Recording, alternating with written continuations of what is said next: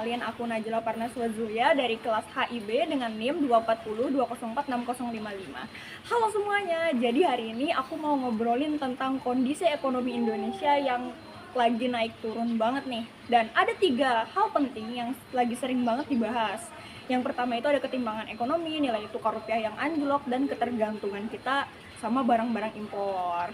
Ya intinya sih kali ini kita bakal bahas tentang realita ekonomi Indonesia dari ketimpangan sosial, rupiah yang makin melemah, sampai jurang antara si kaya dan si miskin yang makin lebar banget. Tapi sebenarnya akar masalahnya tuh apa sih?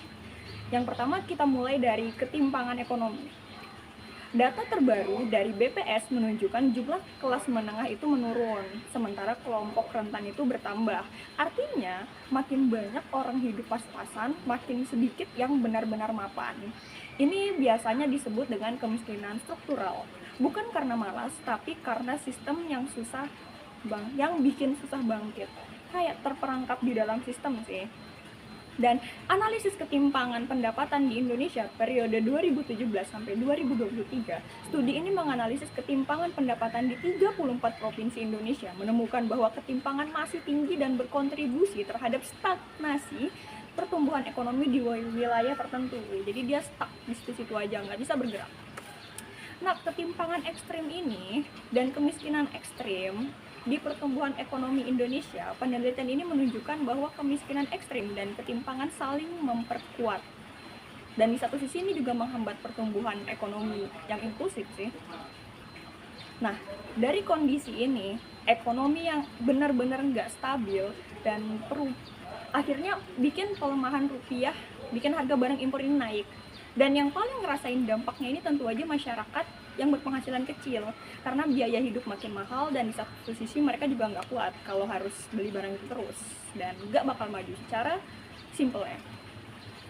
Rupiah sempat menyentuh di angka 16.600 per dolar dan efeknya harga barang naik terutama yang impor. Dan seperti biasa, yang paling berat bukan perusahaan besar, tapi masyarakat yang ada di struktur bawah. Kenapa? Karena mereka nggak punya daya tahan, nggak punya tabungan, dan nggak punya pilihan selain terperangkap di dalam situ. Dan dalam analisis pengaruh perubahan nilai tukar rupiah dengan US dollar terhadap daya saing produk ekspor, studi ini menunjukkan bahwa pelemahan rupiah dapat meningkatkan daya saing produk ekspor Indonesia, namun juga meningkatkan biaya impor.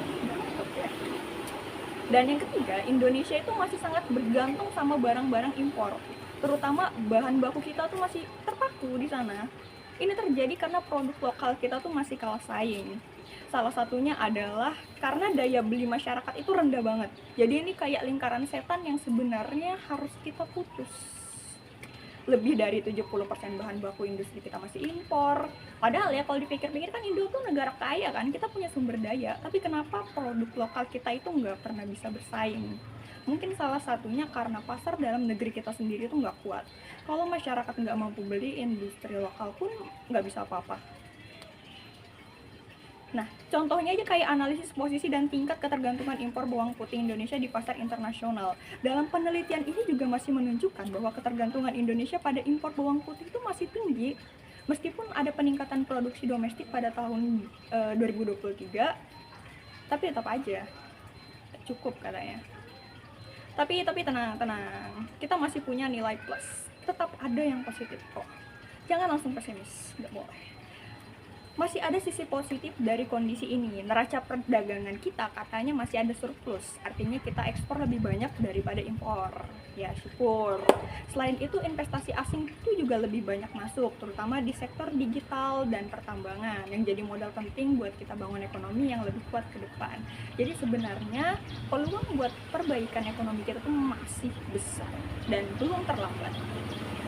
Investasi asing yang meningkat atau realisasi investasi asing langsung di Indonesia pada tahun 2024 mencapai 1,4 triliun lebih, meningkat 20,8% dibandingkan tahun-tahun sebelumnya. Sektor manufaktur menjadi kontributor terbesar dengan kontribusi sebesar 41,4% dari total investasi.